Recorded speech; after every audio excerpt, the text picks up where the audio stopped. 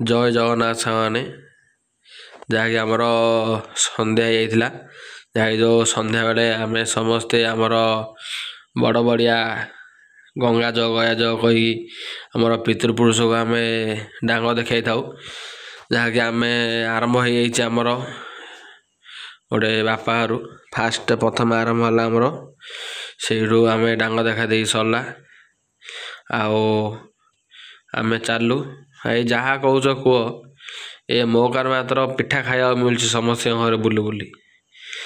ଏଇଟା ଡାଙ୍ଗ ଦେଖା ପଛେ ଫାଷ୍ଟ ପିଠା ଖିଆ, ଯାହା କହୁଛ କୁହ ଭାଇ। ଭଲ ହେବେ ଖରାପ ହେବ, ମାତ୍ର ପିଠା ଖିଆଟା ଆଗ ମୋର। ଦେଖାରୁଥିବ ଏଠି ଆମେ ଡାଙ୍ଗ ଦେଖେଇଲୁ, ଦେଖାରୁଛି ସମସ୍ତେ ନିଆଁ ଦେଖାଉଛନ୍ତି ଆଉ ସମସ୍ତେ ଗୀତ ଗାଉଛନ୍ତି।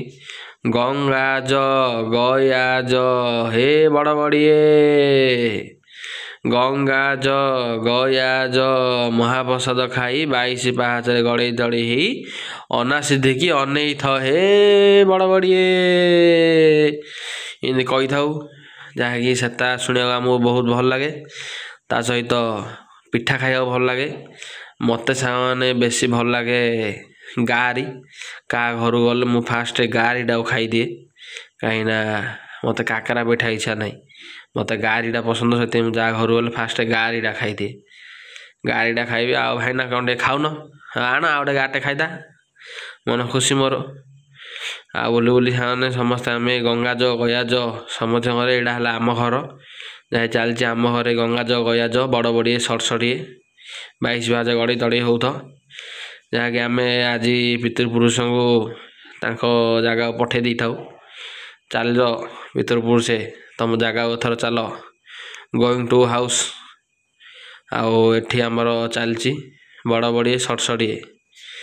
ଆଉ କେଉଁମାନେ ମୋର ଭିଡ଼ିଓ ଦେଖିକି ଆପଣମାନଙ୍କୁ ଖୁସି ଲାଗୁଛି, ଆଉ କେଉଁ ଜାଗାରୁ ଆପଣମାନେ ମୋ ଭିଡ଼ିଓ ଦେଖୁଛନ୍ତି, ଆଉ କିପରି ଭାବେ ଲାଗୁଛି ଆପଣମାନଙ୍କୁ ମୋ ଭିଡ଼ିଓ, ଆଉ ବଡ଼ ବଡ଼ିଏ ସଡ଼ସଡ଼ିଏ ଝରଝଡ଼ିଏ ଆପଣମାନେ କିପରି କରିଛନ୍ତି, ମୋତେ ଲାଇକ୍ କମେଣ୍ଟ ସେୟାର କରି କହିବେ ଆପଣମାନଙ୍କୁ କିପରି ଲାଗିଲା ମୋ ଭିଡ଼ିଓ। ରହୁଛି ସାଙ୍ଗମାନେ, ଜୟ ଜଗନ୍ନାଥ।